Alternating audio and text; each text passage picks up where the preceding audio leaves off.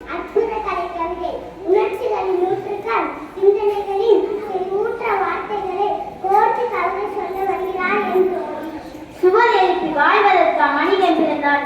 இல்லை, கணம் கோர்த்து நடப்பதற்கே உலகம் இருந்தது. கோபக்கணைகள் தடுப்பதனால் அமைதி வருமா? ஒரு குட்டி வார்த்தை பேசிவிட்டால் பிரிவு நிற்குமே. உனது கருத்து வேறு இருக்கலாம், எனது பாதை மாறி இருக்கலாம். எதிரி என்று விலகாமல் அமர்வும் ஓரமாய் மனதை மூடி வைப்பது நாம் மௌனம் வளருமே. மனிதம் கொண்டு பேசிவிட்டால் மாற்றம் வளருமே. மனதை மூடி வைப்பது நாம் மௌனம் வளருமே.